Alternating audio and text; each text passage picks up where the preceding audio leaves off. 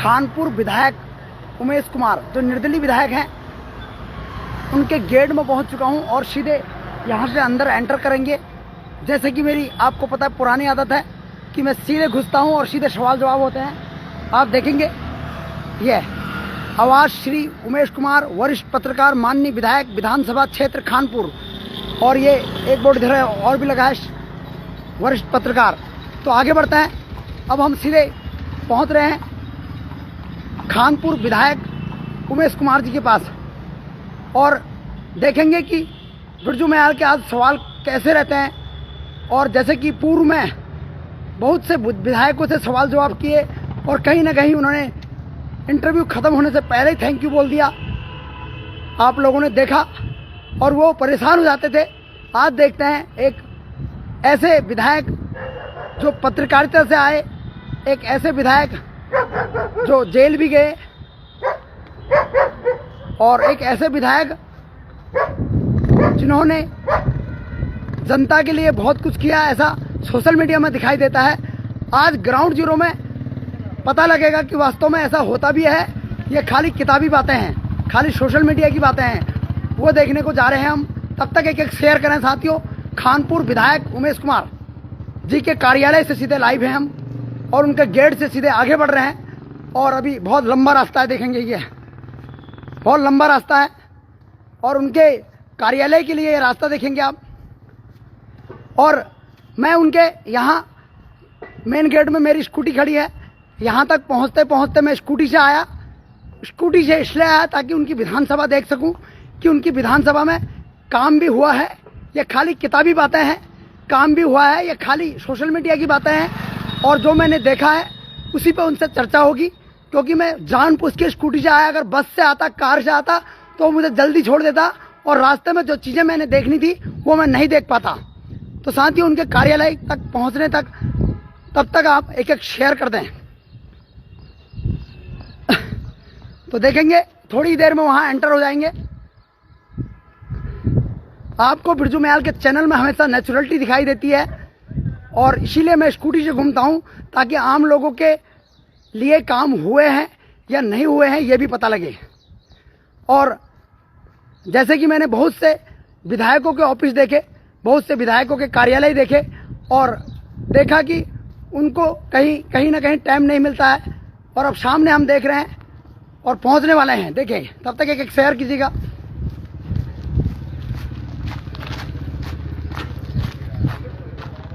ये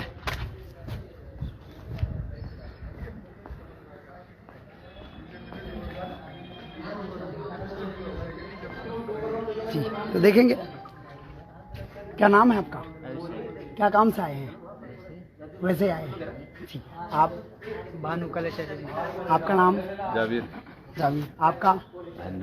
महेंद्र सिंह। जोर से बोलिए थोड़ा। महेंद्र सिंह सैनी। हाँ जी। आपका शुभ नाम? आपका? पदम डाल। आपका? महेंद्र सिंह। आपका? राकेश प्रधान। आपका? तो साथियों अब हम सीधे पहुंचे हैं विधायक उमेश कुमार जी के पास। थोड़ा सा मैं कुर्सी मांगूंगा एक।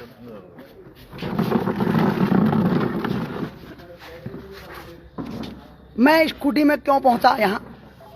मैं सोचता तो बस में भी आ सकता था, कार में भी आ सकता था। कार में इसलिए नहीं आया, बस में इसलिए नहीं आया ताकि मुझे पता लग सके कि विधानसभा में कार्य कितने हुए हैं, रोडें कैसी हैं, सड़कें कैसी हैं। सबसे पहले आपका वेलकम है बिरजू मयाल के चैनल में। धन्यवाद बिरजू जी। मैंने रोडें जो देखी, आज मैं पहाड़ की रोडें देख रहा हूँ, आपकी रोडें देख रहा हूँ, कहीं एक स्कूटी हमारी उछली भी नहीं। ऐसे कैसे हो गया? आपकी रोडों में और पहाड़ की रोडों में अंतर कैसे हो गया? ये कमीशन मुक्त सड़कें हैं जी। गड्ढा मुक्त नहीं, कमीशन मुक्त सड़कें। कमीशन मुक्त सड़कें हैं। बात करें पहाड़ की और बात करें खानपुर विधानसभा की। पहाड़ में आज मैं बंजर खेत देख रहा हूँ और आपके वहाँ लहलहाते हुए गेहूं देख रहा हूँ। यहाँ के लोग भी बंजर कर सकते थे, पर कहीं ना कहीं हरे भरे खेत देखकर मन प्रसन्न हुआ, दिल प्रसन्न हुआ। तो पहाड़ों में बंजर खेती कैसे? देखिए, पहाड़ों की परिस्थितियां अलग हैं और हमारे तराई क्षेत्र की परिस्थितियां अलग हैं। यहाँ किसान के लिए खेती करना सुगम है, पहाड़ में बड़ा दुख। वहाँ पानी की व्यवस्था नहीं है, जंगली जानवरों की जो है। आप बिल्कुल ठीक कह रहे हैं, पर पानी की व्यवस्था करने वाले क्या सोए हैं? अब उनको जगाने के लिए आप जैसे भाई काम कर रहे हैं तो जाग ही जाएंगे। जी, सिंचाई विभाग की बात करें, जीरो, सिंचाई का पानी है ही नहीं और लगातार टेंडर पर टेंडर पास हो रहे हैं करोड़ों रुपए के। ये कौन सा विभाग है? सिंचाई विभाग कहाँ पर है? हमारे उत्तराखंड में पहाड़ों में अच्छा है। अच्छा, मैं समझ गया, कहने का मतलब है नहीं है, सर का कहने का मतलब यह है। अब दूसरी बात, तीसरी बात करेंगे। श्रीमान जी, आज यहाँ पर ये जो इतनी भीड़ लगी है, इतने लोग यहाँ पर आए हैं, ये क्या है? कौन सा दरबार लगा है यहाँ?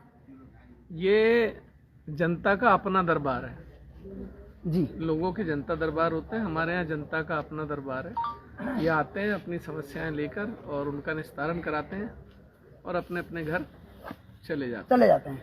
ऐसा मैंने इतिहास में कभी नहीं देखा कि किसी का घर का कुत्ता भी खो रहा है वो आपके पास आ रहा है, बिल्ली खो रही है वो आपके पास आ रहा है, घर में पुलिस पहुंच जा रही है वो कह रहा है श्रीमान जी वहाँ पुलिस पहुंच गई। ये क्या है? किसी के घर में भी कोई कूड़ा फेंक जाता तो वो भी यहीं आता है। वो भी यहीं आता है। तो ये पहाड़ और प्लेन्स के विधायकों में कैसा अंतर है, मैं पूछूंगा, मेरा हक है। देखिए, मैं एक बात जानता हूँ, मैं किसी विधायक के साथ कोई कंपैरिजन नहीं करता जी, पर मेरा मानना है कि विधायक को अपनी विधानसभा कमीशन से मुक्त रखनी चाहिए, अपने कार्यकर्ताओं का सम्मान करना चाहिए, अपने क्षेत्र की जनता का सम्मान करना चाहिए, सबको एक समान एक नज़र से देखना चाहिए।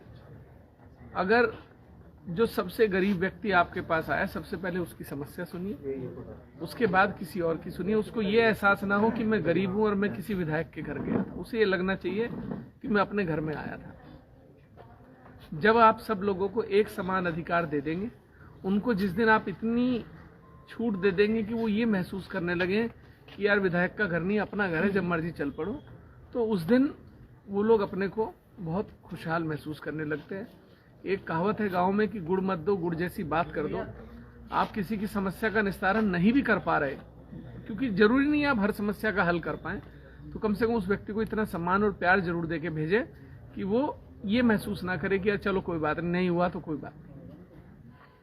जैसे कि किताबी बातें लगती है सोशल मीडिया। अभी मैं कुछ दिन पहले एक पोस्ट आपकी पढ़ रहा था जिसमें आप कह रहे थे कि यहाँ पर कुछ कंपनियां आएंगी और लोगों को रोजगार मिलेगा, सिडकुल आएगा। क्या ये बात बिल्कुल सत्य है? सिडकुल आएगा नहीं, सिडकुल आ चुका है। सिडकुल का उद्घाटन हम इसी महीने करने जा रहे हैं। लगभग 200 से ज़्यादा उद्योग हमारे क्षेत्र में अगले 5 साल में आने की संभावना है। 20,000 युवाओं को हम रोजगार अपने ही क्षेत्र में देंगे। यही नहीं, हम खादर में अपना उपजिला अस्पताल भी लेकर आ रहे हैं। लगभग 100 करोड़ की लागत का उपजिला अस्पताल है, जो हमारे लोगों को यहाँ पर आने वाले 3 साल में यहीं पर हमारे लोगों का इलाज होगा, उन्हें कहीं जाना नहीं पड़ेगा। मैं इसके लिए आभारी भी हूँ, क्योंकि देखिए कोई भी काम सरकार की मदद के बिना नहीं होता। तो माननीय मुख्यमंत्री जी और माननीय स्वास्थ्य मंत्री जी दोनों का आभारी भी हूँ कि उन्होंने मेरी बात को माना। बस ये है कि एक घर में कई बच्चे होते हैं तो एक बच्चा बहुत जिद्दी होता है जो अपना काम निकलवा लेता है, और कुछ ऐसे होते हैं कि चलो हो गया नहीं हुआ तो नहीं हुआ। तो हम तो इसका मतलब आप जिद्दी हैं? हम तो जिद्दी हैं। वो जैसे हमने भगवान श्री कृष्ण को देखा था, बड़े जिद्दी थे, दूध भी पी लेते थे, मटका भी फोड़ देते थे, वही वाले हैं क्या आप? पहले हम मटका फोड़ते हैं, बाद में दूध पीते हैं। तो साथ ही आपने सुन लिया होगा। बात करते हैं सिडकुल की। आज सिडकुल रुद्रपुर में भी है और एक सिडकुल आपके वहां बनने वाला है, और एक वो सिडकुल है जहां उत्तराखंडियों को कम रखा गया है और कॉन्ट्रैक्ट बेस में रखा गया है। तो क्या आपके सिडकुल में भी ऐसा ही होगा? मेरे सिडकुल में 70% स्थानीय लोगों को रोजगार पहले दिया जाएगा जी। वो स्थानीय चाहे प्लेन के हों, पहाड़ी हों, इससे मुझे फर्क नहीं पड़ता, उत्तराखंडी होने चाहिए हमारे स्थानीय जी। सबसे पहले खानपुर विधानसभा के लोगों को रोजगार दिया जाएगा, उसके बाद हमारे से लगती हुई विधानसभाएं जो हैं उनके लोगों को रोजगार दिया जाएगा। हम भेदभाव किसी से नहीं करेंगे। कॉन्ट्रैक्ट पे, कंपनी बेस? कॉन्ट्रैक्ट देखेंगे कंपनियों की क्या परिस्थितियां बनती हैं। आजकल तो ज्यादातर लोग कॉन्ट्रैक्ट पे काम करा रहे हैं, लेकिन उस पर भी कई मानक हम ऐसे तय करेंगे कि हमारे लोगों को तकलीफ ना हो। अब सोशल मीडिया से आवाजें उठ रही हैं कि उमेश कुमार की जरूरत अब पहाड़ों को है, तो अगर भविष्य में ऐसी स्थिति पैदा हो जाती है तो आप कौन सी विधानसभा से चुनाव लड़ेंगे? देखिए, चुनाव तो मैं खानपुर विधानसभा से ही लड़ूंगा, लेकिन बहुत सारे लोग पहाड़ में काबिल लोग हैं, संघर्षरत लोग हैं। हम उन लोगों को आगे बढ़ाएंगे, उनको मजबूत करेंगे ताकि वो क्षेत्र की ईमानदारी के साथ आवाज उठाएं, क्षेत्र की लड़ाई लड़ें। उनको क्या चाहिए? उनको एक आदमी चाहिए जो उनकी थाना, कचहरी, कोर्ट में मदद कर सके। जैसे तुम 2020 में तुम्हें जेल में बंद कर दिया था एसडीएम ने, और मुझे तो सिर्फ सूचना मिली थी सोशल मीडिया से, और मैंने तुम्हारी पत्नी से संपर्क किया था और तुमको छुड़वा भी दिया था, शायद 2 दिन लगे थे, 2 दिन लगे थे, है ना। तो ऐसे ही जो लोग पहाड़ों में संघर्ष रहता है उनकी मदद करते रहते हैं, उन्हीं को मजबूत करेंगे आने वाले टाइम में। लेकिन मुझे एक पीड़ा बहुत है, अभी जब विधानसभा प्रकरण हुआ तो हमने खुलकर पहाड़ की बात उठाई। मैं पहाड़ के लोगों से भी कहना चाहता हूं, किसी एक के कारण आप सारे प्लेन के लोगों को गाली मत दीजिए। किसी एक ने अगर कोई पाप किया है उसकी सजा आप उसी को दीजिए, लेकिन आप पूरे प्लेन के लोगों को अगर आप ये कहोगे सब खराब हैं तो ये गलत है। सब उत्तराखंडी हैं, जो उत्तराखंड की सीमा में रह रहा है वो उत्तराखंडी है, कोई मूल निवासी है, कोई नहीं है। और मेरा मानना है आप कैसे कैसे, बहुत सारे लोग ऐसे हैं जो 1950 से पहले के जिनके परिवार यहीं रह रहे हैं, तो वो भी तो मूल निवासी होंगे। तो मेरा ये कहना है कि हम एक दोषी व्यक्ति के कारण सब लोगों को ऐसा ना बोलें, इससे पीड़ा होती है, इससे क्षेत्रवाद पैदा होता है। बहुत सारे लोग पहाड़ में ऐसे हैं जो सिर्फ क्षेत्रवाद की राजनीति को बढ़ावा दे रहे हैं और अपने सिर्फ हितों को साधने के लिए, क्योंकि पहाड़ के लोग बहुत संवेदनशील और समझदार हैं, वो समझ रहे हैं हो क्या रहा है। तो हमें इन सब चीजों से बचना है, पहाड़ को हमें विकसित करना है, पहाड़ में हमें सब रोजगार पैदा करने हैं, पहाड़ के लोगों के लिए रोजगार पैदा करने हैं, वो बहुत महत्वपूर्ण है। उस पर सरकारें ध्यान दें, ये नहीं कि हम पहाड़ और प्लेन के बीच में एक खाई फाड़ दें और लड़ते रहें। पहाड़ के दुरुस्त इलाकों से मैं आपके कार्यालय तक पहुंचा हूं और पहाड़ की हालत मैंने भी देखी है और कहीं ना कहीं आपको भी पता है। क्या लगता है, क्या पहाड़ की हालत सुधर सकती है? क्या हम पलायन को रिवर्स पलायन कर सकते हैं? सुधर सकती है। एक तानाशाह की जरूरत है। तानाशाह ये नहीं कि जो जनता के लिए तानाशाह है, वो तानाशाह जो अधिकारियों को तानाशाही तरीके से सीधा रखे, टाइम बाउंड काम कराए, टाइम बाउंड योजनाओं को क्रियान्वित कराए, टूरिज्म को बढ़ाया जाए, पैराग्लाइडिंग, अन्य जो पर्यटन के माध्यम हैं, लेक हैं, बहुत सारी हमारे यहाँ घाटियां हैं, हमारे यहाँ तीर्थाटन हैं, इन सबको इतना बढ़ावा दिया जाए कि जितना रेवेन्यू देश के बड़े राज्य नहीं पैदा कर पाते उतना रेवेन्यू हम पैदा करें। जी, अभी बात करें, हाल ही में एक कैंपा घोटाला हुआ है, उसके बारे में आपका क्या ख्याल है? कौन सी बड़ी बात है इस राज्य में घोटाला यार? कभी पटवारी, कभी दरोगा, कभी स्टडिया, कभी हाइड्रो, कभी कुंभ, कभी श्रावंती गैस घोटाला, कभी नौकरियों में घोटाला, कभी दरोगा भर्ती कांड। कौन ये अब बहुत छोटी बात हो गई है घोटाला, अच्छा कोई बात नहीं, हो गया होगा। तो ऐसा एक लोगों के मन में वो हो गया कि घोटाला सुन के ना, अब जैसे खिलाड़ी होता है ना, जब पहली बॉल 140 की स्पीड में आती है तो तेज दिखती है, और जब वही बॉल 100 आती है तो वो उसे 50 की स्पीड में दिखती है। तो अब वो हम लोगों को भी लगने लग गया, अच्छा घोटाला हो गया, होने दो। अच्छा, भविष्य में अगर आपके कंधों में जिम्मेदारी आती है तो पूर्व में हुए घोटाले, भूतकाल में हुए घोटाले के प्रोजेक्ट खोल सकते हैं आप? मेरे पास इतने बक्से हैं कि मैं कईयों को जेल भेज दूंगा। कईयों को जेल भेज देंगे। तो साथियों, ये मैसेज आपने सुन लिया होगा। अगर भविष्य में इनके कंधों में जिम्मेदारी आती है तो वो अधिकारी जो आज भ्रष्टाचार कर रहे हैं, जो अधिकारी आज भ्रष्ट हैं और कहीं ना कहीं मेरी बातों से नाराज हैं, तो इसका मतलब वो आज से थोड़ा सा अपनी आंखों से अपने जमीर को देख लें और उसके बाद काम करें। क्या मैं सही कर रहा हूं? बिल्कुल सही कह रहे हैं आप जी। लास्ट में उत्तराखंड की जनता के लिए, युवाओं के लिए, मातृशक्ति के लिए और बुजुर्गों के लिए और देवभूमि के लिए क्या संदेश देना चाहेंगे? मैं बस यही कहना चाहता हूं कि सब लोग मिलजुल कर रहें, कोशिश करें पहाड़ से पलायन कम से कम हो, पहाड़ी उत्पादों को पहाड़ में लोग बढ़ावा दें, और हरिद्वार और जो तराई क्षेत्र है उधम सिंह नगर, यहाँ पर जो है किसानों के मद्देनजर किसान आयोग का गठन हो, जिससे कि उनके लिए, जैसे हम उद्योगपतियों के लिए एक योजना लाते हैं सिंगल विंडो, कि सारे काम एक ही विंडो से होंगे, ऐसे ही किसानों के लिए होना चाहिए। और अब पहाड़ में भू कानून लागू हो ही गया है सख्ती से, और मुझे लगता है सभी लोग भू कानून का पालन करेंगे। हम हरिद्वार क्षेत्र अभी भी एक ऐसे जनपद के तौर पर उसको उभारा जा सकता है जो देश दुनिया में एक नए आयाम स्थापित करेगा।